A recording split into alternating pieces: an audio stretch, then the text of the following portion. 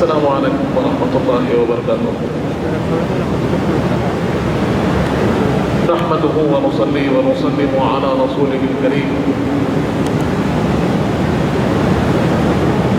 وعلى آله الطيبين الطاهرين وأصحابه الأكرمين أجمعين وعلى من تبعهم بإحسان إلى يوم الدين. أما بعد. وقال تعالى في شان حبيبه الكريم: إن الله وملائكته يصلون على النبي يا أيها الذين آمنوا صلوا عليه وسلموا تسليما. اللهم صل على سيدنا محمد وعلى آل سيدنا مولانا محمد وبارك وسلم. برادران عزیز، الحمدللہ اللہ نے ہمیں یہ موقع عنایت کیا کہ ہم نے اس کی بارگاہ میں اپنی قربانیوں کا نذرانہ پیش کیا. یقیناً کہ اس کا فضل و کرم ہے کہ ایک عرصے کی پریشانی کے بعد لوگوں نے بڑی ہی اطمینان سے اور خوشی سے عید کے اس پرمسرت موقع کو مکمل کیا.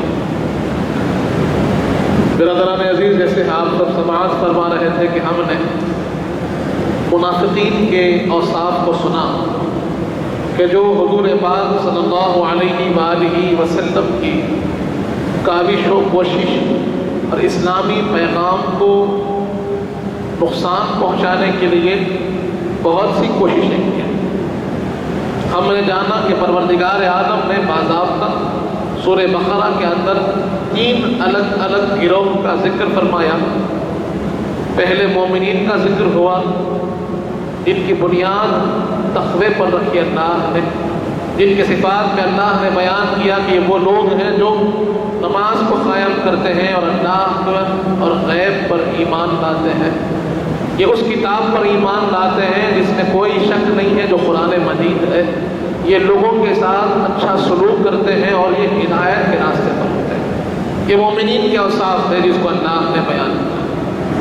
دوسری طرف اللہ نے کفار کے اوصاف بھی بیان کیے کہ جن کے سامنے ہدایت، رہنمائی، اللہ کی واضح نشانیاں رکھی جاتی ہے، لیکن یہ لوگ ہیں کہ ان کے دلوں پر اللہ نے مہر لگا دی ہے اور یہ اللہ کی ان واضح نشانیوں کو نہیں دیکھتے، اسلام کی حقانیت کو، قرآن کی حقانیت کو نہیں سمجھتے اور یہ گمراہی کے راستے پر چلتے ہیں.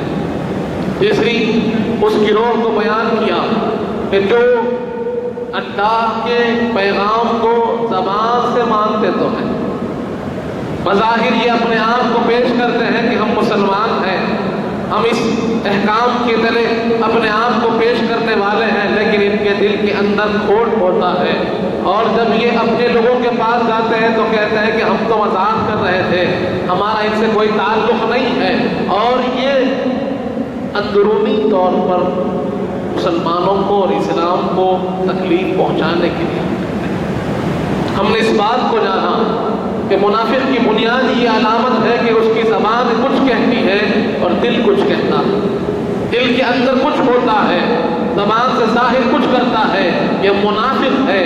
اور اگر ہم آج بھی اس صفت کو اپنے اندر پا رہے ہیں، اپنے معاشرے میں پا رہے ہیں، اپنے اطراف میں پا رہے ہیں، اپنے دوستوں میں پا رہے ہیں، تو ہمیں ان کو اس بات کی آگاہی دینی چاہیے، اس بات سے ان کو آگاہ کرنا چاہیے کہ اگر تم اپنے آپ کو مومن کہتے ہو، اپنے آپ کو اللہ کا غلام، اللہ کا بندہ کہتے ہو، حضور پاک کا غلام، ان کے بتائے ہوئے راستے پر چلنے والا کہتے ہو، تو پھر یہ ان کی علامت نہیں ہے، یہ مومنین کی علامت نہیں ہے کہ زبان پہ کچھ ہو اور دل میں کچھ ہو.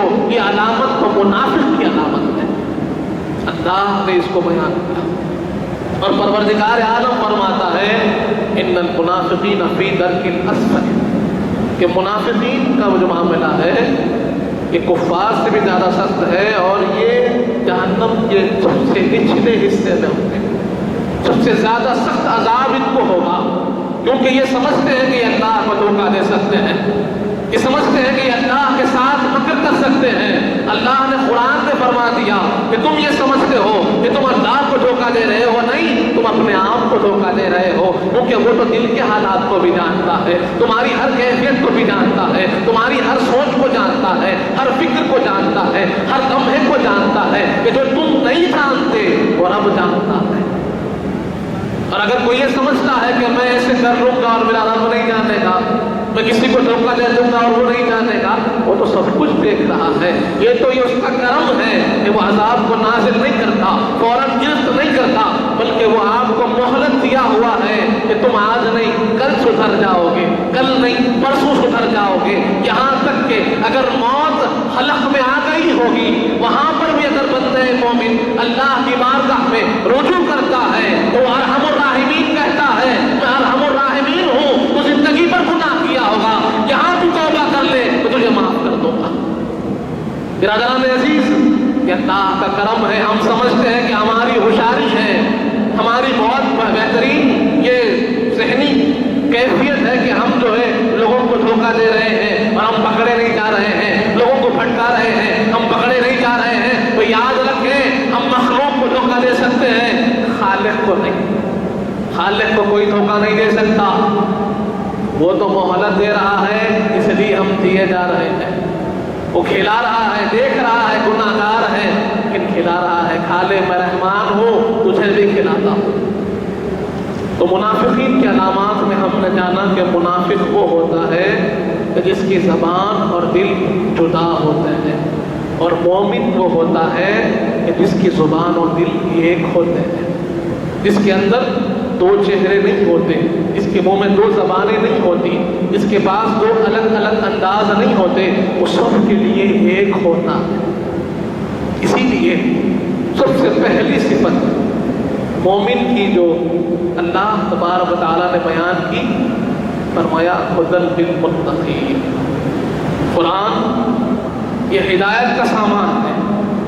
कुरान का तारुफ देते हुए फरमाया ज़ालिकल किताबु ला रैब फीह, ये वो किताब है कि इसमें कोई शक कोई शुबा नहीं, इसके अंदर किसी को कोई फिक्री तकल्लुफ हो ही नहीं सकता, इसमें कोई शक नहीं है। ये बिल्कुल यकीन वाली किताब है, हक वाली किताब है, सच्ची किताब है। लेकिन इसकी सच्चाई को समझने के लिए, इसकी अच्छाई को जानने के लिए, इसकी हक्कानियत को मानने के लिए एक दिल होना चाहिए जो तक़वे से भरा हो। इसके दिल में तक़वा होगा, इसके दिल में वो तक़वे की शमा होगी, कैफियत होगी, वही है जो कुरान को समझ सकता है। वरना रहनुमाई और हिदायत तो सबके लिए है, सबके लिए ये हक आम है। इसीलिए कुरान ने चैलेंज किया जब लोगों ने कहा कि ये तो नौज़ुबिल्लाह हुज़ूर पाक अपनी ज़बान से कह रहे हैं, अपने क़ल्ब से कह रहे हैं, खुद ही से कह रहे हैं, तो अल्लाह ने चैलेंज कर दिया कि अगर तुम इसको मखलूक का कलाम समझते हो, हमारे हबीब का कलाम समझते हो, किसी बंदे का, किसी इंसान का कलाम समझते हो, तो फिर फ़अ्तू बिसूरत मिन मिस्लिह, इसमें 114 सूरतें हैं, सारे के सारे नहीं, एक सूरत इसकी तरह लाके बता दो। सूरह कौसर सबसे छोटी सूरत है, 3 आयत जिसमें है, वैसी एक सूरत तुम लाकर बता दो। 1500 बरस हो गए, चैलेंज आज भी वैसे ही है, लेकिन एक भी अजीब ऐसा नहीं गुजरा, एक भी आलिम ऐसा नहीं आ सका, एक भी दानिशवर ऐसा पैदा नहीं हुआ तो कुरान की तरह कोई कलाम पेश कर सके। हजारों किताबें लिखी गई, लाखों किताबें लोगों ने लिख कर रख दी, लेकिन कुरान की तरह कोई किताब पेश नहीं कर पाए।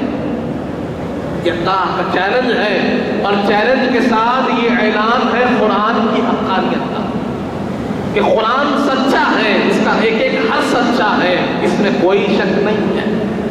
लेकिन इसको समझ कौन सकते हैं, इसकी हिदायत को कैसे हासिल किया जाए, इसके अहकाम को कैसे अपने दिल में पैवस्त किया जाए। तो जैसे हम देखते हैं, मिसाल यूँ समझा दूँ कि हम देखते हैं कि जब आदमी काश्तकारी करता है, खेती बाड़ी करता है, तो पहले क्या करता है, आप देखते हैं वो ज़मीन को हमवार करता है, ज़मीन को मुसत्तह करता है। ज़मीन में वहाँ जो पड़े हुए ख़राब अशिया है, पत्थर है, लकड़ियाँ हैं, काटियाँ हैं, उन सब को हटाता है और ज़मीन को नरम करता है। नरम करने के बाद ही फिर वो बीज बोता है, तब जाकर दरख्त लगता है।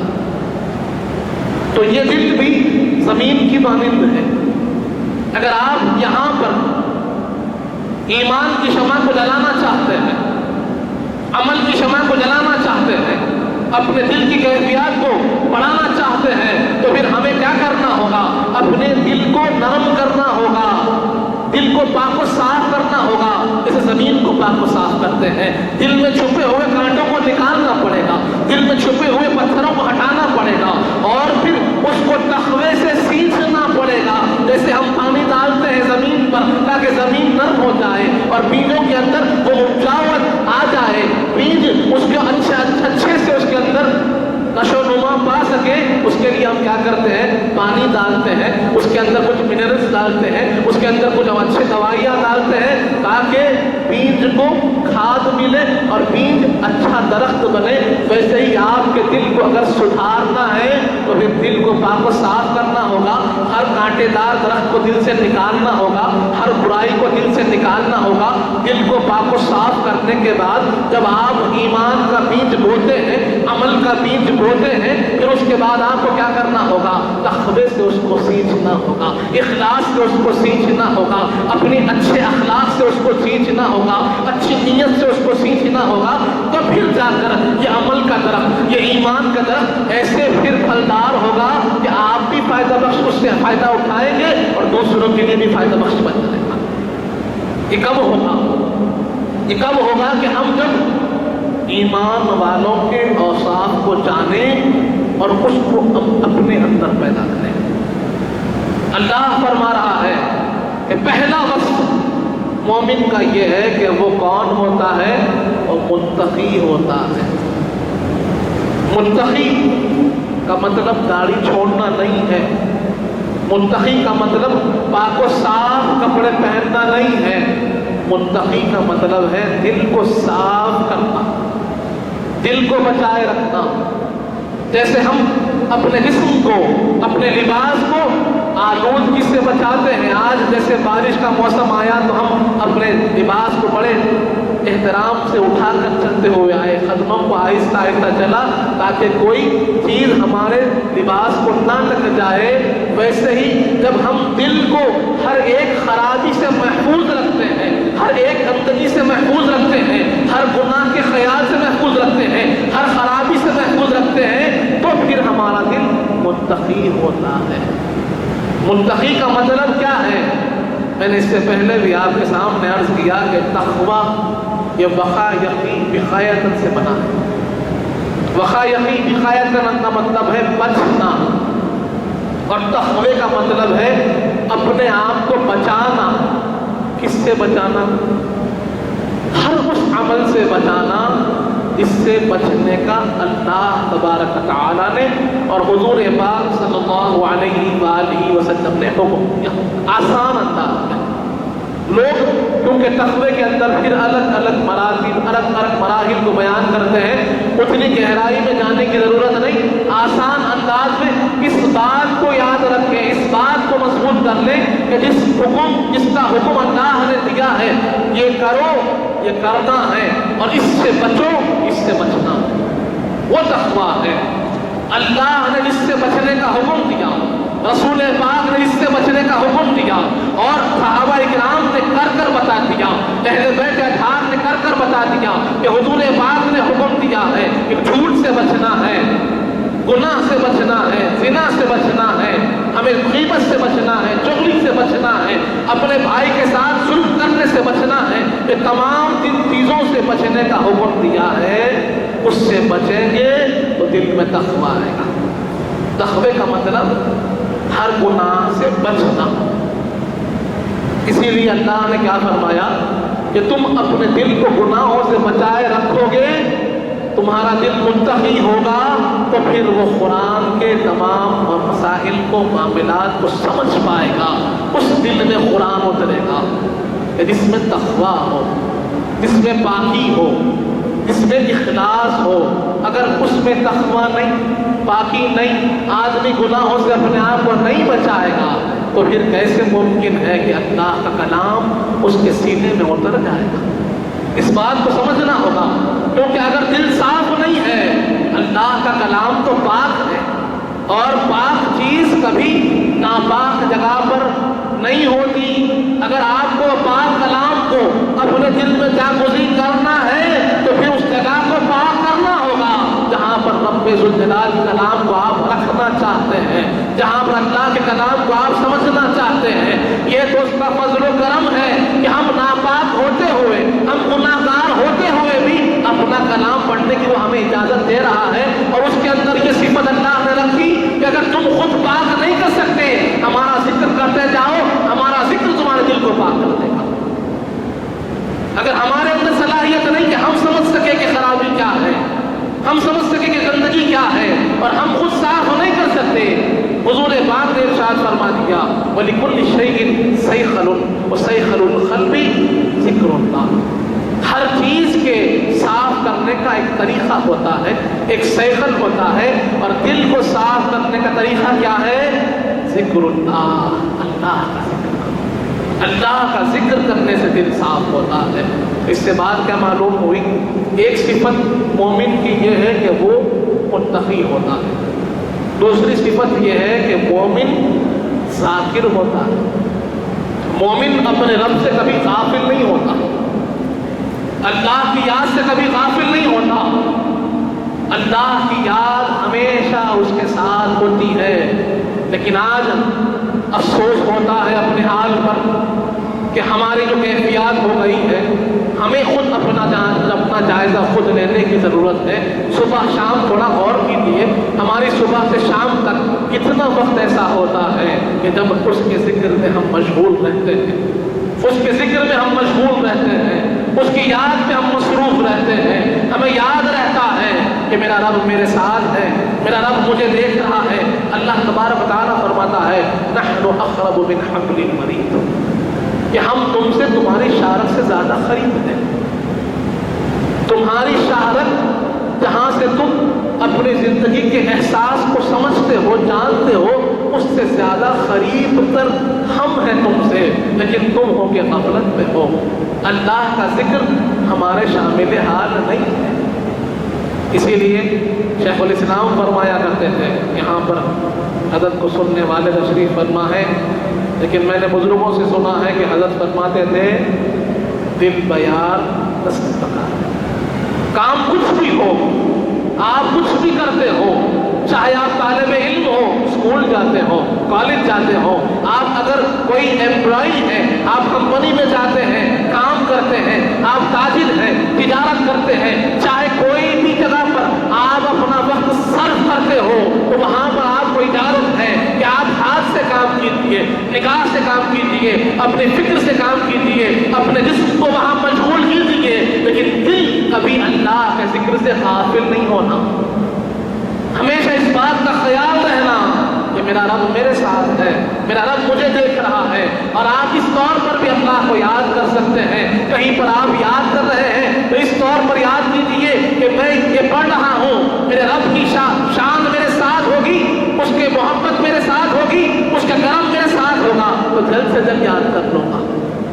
आप काम कर रहे हैं, इस तौर पर काम कीजिए कि मैं तो कोशिश कर रहा हूँ अकेले हाल कमाने की, लेकिन मेरा रब है जो मुझे अता करने वाला है, वो रज़्ज़ाक़ है जो मुझे देने वाला है, वो करीम है जो अता करता है, और मैं उसी की अता से पाता हूँ और उसी की अता से कमा रहा हूँ। ये फिक्र को साथ लेकर चलिए, आपका वो काम करना भी जिक्र के साथ हो जाएगा। आप इजारत कर रहे हैं, अल्लाह का जिक्र हमेशा शामिल हाल हो कि मेरी कोई कोशिश नहीं है, मेरी कोई काबिलियत नहीं है, मैं तो कोशिश कर रहा हूँ। काबिलियत तो उसकी है कि वो रज़्ज़ाक़ मुझे भेज रहा है, वो लतीफ़ है, वो वहाब है जो मुझे अता कर रहा है। इस सिफत को हमेशा याद करते चले तो आपका काम भी चलता रहेगा, उसका जिक्र भी चलता रहेगा, और आपकी जिंदगी, आपका वो वक्त जो आप अकले हलाल कमा रहे हैं, वो भी इबादत का हिस्सा बन जाएगा। बिरादरान अजीज, मोमिन की यह सिफत है कि वो अपने रब से कभी गाफिल नहीं होता, अल्लाह की याद से गाफिल नहीं होता। इसीलिए औलिया अल्लाह के अहवाल में ये बात मौजूद है कि मोमिन की जिंदगी वही है जो उसने रब की याद में गुजारी है। उसकी जिंदगी तो वही है, वो लम्हात जो अल्लाह के जिक्र में गुजरे वही जिंदगी है, वरना तो फिर जिंदगी का मकसद पाया ही नहीं किसी ने। تو اسی لیے دوسری صفت مومن کی یہ ہوتی ہے کہ مومن ذاکر ہوتا ہے. اور ہم جانتے ہیں ذکر کی فضیلت کیا ہے، ذکر کی محفل کی فضیلت کیا ہے.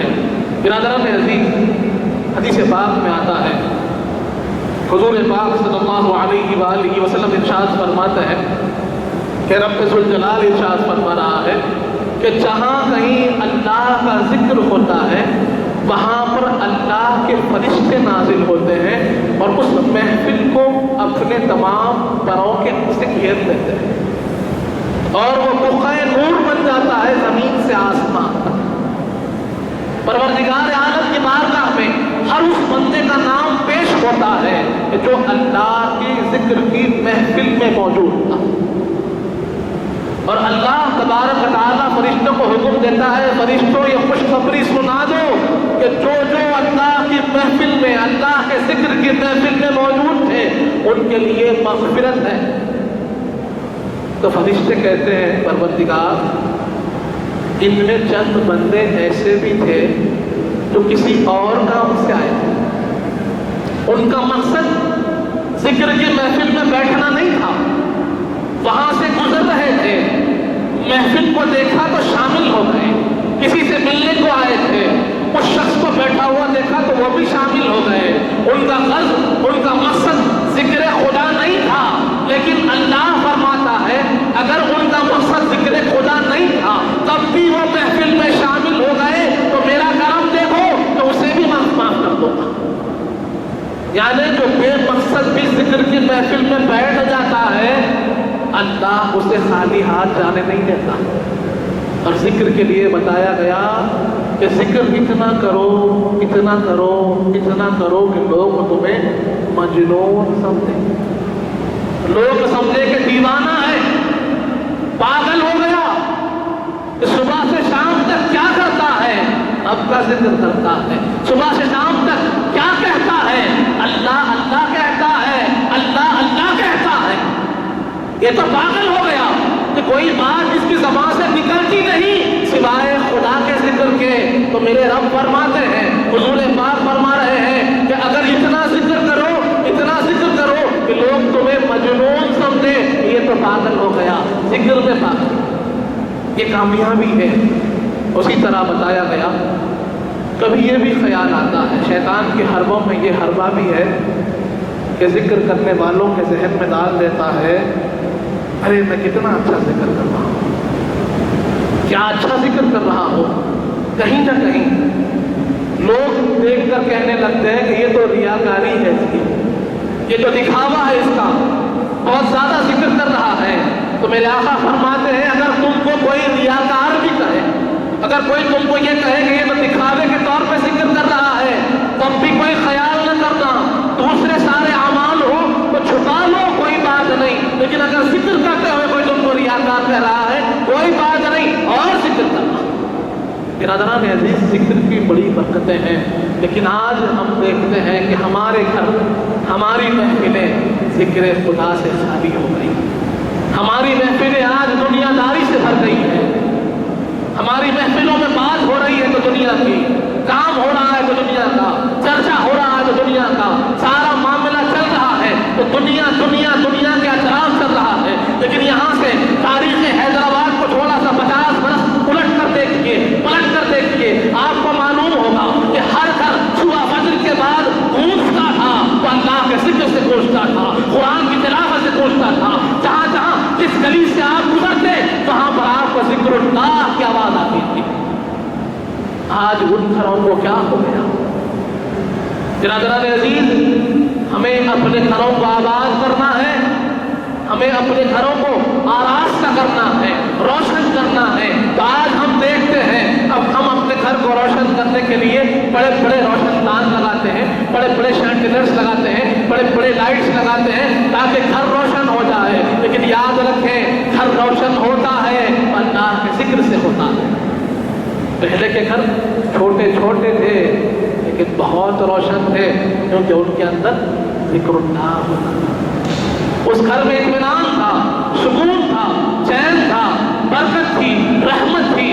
آج ہم دیکھتے ہیں ہمارے بزرگوں کو سنتے ہوئے، ہم سنتے ہیں بزرگوں سے کہ پہلے پیسے کم آتے تھے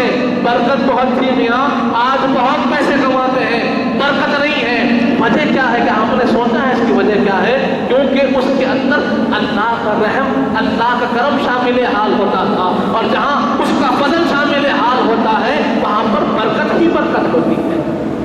اور آج لوگ ہم دیکھتے ہیں، لوگوں کو میں نے دیکھا ہے نئی نئی تھیراپیاں کرتے ہیں، ڈاکٹر سے جا کر ملتے ہیں، کیا وجہ ہے؟ کہتے ہیں کہ بے چینی ہے، بے قراری ہے، سکون نہیں ہے، چین نہیں ہے، اطمینان نہیں ہے، کیا کریں؟ سائیکیٹرسٹ سے جا کے مل رہے ہیں۔ سب کچھ اللہ نے دیا، دولت بھی ہے، اولاد بھی ہے، مقام بھی ہے، مرتبہ بھی ہے، قابلیت بھی ہے، سب کچھ ہونے کے باوجود کئی ایسے ہمارے بھائی ہیں جن کے پاس سکون نہیں ہے، بے چین بے قرار رہتے ہیں، راتوں میں نیند نہیں آتا، دل میں سکون نہیں پاتے، اور کہیں نہ کہیں پھرتے رہتے ہیں اور تلاش کرتے ہیں سکون کیسے حاصل ہو، سکون کیسے حاصل ہو، اطمینان کیسے حاصل ہو۔ پروردگار فرماتا ہے الا بذکر اللہ تطمئن القلوب، جان لو، آگاہ ہو جاؤ، یقیناً اللہ کے ذکر سے دلوں کو اطمینان ملتا ہے۔ نہ دولت اطمینان دے سکتی ہے، نہ شہرت اطمینان دے سکتی ہے، نہ بلند مقام اطمینان دے سکتا ہے، نہ ہی اور کوئی چیز تم کو اطمینان دے سکتی ہے۔ تمہارے قلوب کو اطمینان مل سکتا ہے تو رب کے ذکر سے مل سکتا ہے۔ برادران عزیز، ہمارے گھر آج اللہ کے ذکر سے دور ہو گئے، تمام چیزوں کی حل اللہ کے ذکر میں ہے۔ اور مومنین کی صفات میں ایک بنیادی صفت یہ ہے کہ مومن اللہ سے غافل نہیں ہوتا، اللہ کا ذاکر ہوتا ہے، ہر حال میں اللہ کو یاد رکھتا ہے، اپنی خوشی میں بھی یاد رکھتا ہے، اپنی پریشانی میں بھی یاد رکھتا ہے، اپنے غم میں بھی اللہ کو یاد رکھتا ہے، اپنے سکون میں بھی اللہ کو یاد رکھتا ہے۔ لیکن آج ہم اپنی کیفیات کو دیکھتے ہیں، اپنے معاشرے کو دیکھتے ہیں کہ پریشان ہو جائے، بیمار ہو جائے، مقروض ہو جائے، تکلیف میں آ جائے، کوئی چیز زحمت آپ کو پیش آ جائے، فوراً اللہ کو یاد کرتے ہیں، اللہ اللہ کرتے رہتے ہیں۔ لیکن جیسے ہی پریشانی دور ہو جائے، زحمت دور ہو جائے، بیماری رفع ہو جائے، فوراً پھر دنیا کی طرف بھاگنے لگتے ہیں۔ ارے ہم نے پا لیا ہے راستے کو، ہم نے جان لیا ہے کہ پریشانی دور دنیا میں بھاگنے سے نہیں ہوتی، اللہ کا ذکر کرنے سے ہوتی ہے۔ سب کچھ ہم نے پریکٹیکل بھی دیکھ لیا، اس کے بعد یہ پھر جیسے ہی اطمینان پاتے ہیں فوراً پھر دنیا کی طرف بھاگ رہے ہیں۔ ایک ایسی غفلت ہے۔ برادران عزیز، میرا یہ خواہش ہے آپ سے، یہ معروضہ ہے میرا، اپنے گھروں کے اندر اللہ کا ذکر کیجیے، 10 منٹ 15 منٹ جو ہو سکتا ہے۔ اور بتایا گیا بہترین ذکر کیا ہے، تو بتایا گیا افضل الذکر لا الہ الا اللہ، ذکر کرنا ہے لا الہ الا اللہ کا ذکر کیجیے 100 مرتبہ 200 مرتبہ۔ اپنے بچوں کو لے کر ہم کو ماحول بنانا ہوگا، ہم کو پھر اس رواج کو، اس طریقے کو جو ہمارے بزرگوں نے بتایا تھا اس کو زندہ کرنا ہوگا کہ صبح ہوگی تو ذکر اللہ سے ہوگی، جب تک ناشتہ نہیں ہوگا جب تک ہم نے اللہ کا ذکر نہ کیا۔ 10 منٹ 15 منٹ اپنے بچوں کو لیجیے، اپنے گھر والوں کو بٹھائیے اور ذکر کیجیے، جو ہوتا ہے لا الہ الا اللہ کا ذکر کیجیے، اللہ اللہ کا ذکر کیجیے، یا حی یا قیوم کا ذکر کیجیے، یا رحمان و یا رحیم کا ذکر کیجیے۔ آپ کو جس صفت سے انس ہوتا ہے رب کے، اس نام سے یاد کیجیے، وہ تو ہر نام میں ہم کو ملتا ہے۔ ہم ہیں کہ دور ہے، اس نے راستے کھلے رکھے ہیں۔ اور اللہ کیا فرماتا ہے دیکھیے، ذکر کرنے والوں کا ذرا مقام تو دیکھیے، ذرا آپ کو ان کی عظمت کا اندازہ کیجیے۔ اللہ فرماتا ہے فاذکرونی اذکرکم، تم مجھے یاد کرو میں تمہیں یاد کروں، تم مجھے یاد کرو۔ اللہ فرماتا ہے میں تمہیں یاد کروں گا۔ اللہ رب ذوالجلال خالق کائنات مالک دو جہاں مالک یوم الدین کہتا ہے اگر کوئی بندہ مجھے یاد کرتا ہے یاد کرتا ہوں۔ اور احادیث کریمہ میں اس کی تفسیر میں ہمیں ملتا ہے کہ اللہ نے بتایا ہے، حضور پاک نے سمجھایا ہے کہ تم جس محفل میں مجھے یاد کرو گے اس سے بہتر محفل میں تمہیں یاد کروں گا۔ اس سے بڑھ کر ایک مومن کا کیا مقام ہو، کیا مرتبہ ہو۔ بندے کی کامیابی کا اندازہ اس سے لگایا جا سکتا ہے کہ جب وہ اللہ کا ذکر کرتا ہے اس کا رب اسے یاد کرتا ہے، اس کا رب اسے یاد کرتا ہے۔ سے بڑھ کر کیا ہو. اور یاد رکھیں اگر وہ یاد کر لے ہم کو تو پھر ہماری کوئی پریشانی ہماری نہیں ہوتی, وہ دور کر دیتا ہے. ہمیں پریشان ہونے نہیں دیتا, ہماری پریشانی کو دور کر دیتا ہے, ہماری بیماری کو دور کر دیتا ہے. کس سے؟ اس کا ذریعہ کیا ہے کہ ہم اللہ کی یاد میں رہیں. اور مومن کی صفات میں ایک بنیادی صفت کیا ہے کہ وہ اللہ کا ذاکر ہوتا ہے, ذکر کرنے والا ہوتا ہے, اللہ کے ذکر سے غافل نہیں ہوتا, اللہ کی ذات سے غافل نہیں ہوتا. برادران عزیز, یہ دو صفات ہم نے مومنین کی سنی ہے. انشاءاللہ آئندہ اس کو ہم آگے لے کر چلیں گے. اور یقیناً مومنین کی جو صفات ہونی چاہیے جو ہمارے اندر, اس کو ہمیں بڑھانا ہے, جس صفات کے لیے ہمیں کوشش کرنی ہے, اس کو جاننے کی سعادت حاصل کریں گے. اللہ تعالیٰ سے دعا ہے مالک جب تک زندہ رکھ, سلام پر رکھ, موت ایمان پر دے. وقت نظر حضور پاک صلی اللہ علیہ وآلہ وسلم کا دیدار نصیب فرما مالک. ہمیں نیک اور صالح متقیوں پرہیزگار بنا, ہمارے گناہوں کو معاف کرنا, ہمارے گناہوں کو نیکیوں سے تبدیل کرنے مالک. ہم میں جو پریشان حال ان کی پریشانیوں کو دور کرنا, ہم میں جو بیمار ہیں انہیں شفا کاملہ عطا فرما, ہم میں جو مقروض ہیں ان کے سبوں عطا فرما, جو کچھ کہے ہیں جو کچھ سنے ہیں اس پر عمل کرنے کی توفیق عطا فرما. حضور پاک صلی اللہ علیہ وآلہ وسلم کا سچا غلام محمدی بنا مانے, اہل بیت اطہار کا سچا غلام بنا, صحابہ کرام کا چاہنے والا بنا, اولیاء اللہ کا چاہنے والا بنا, ان کے بتائے ہوئے راستے پر چلنے کی توفیق عطا فرما.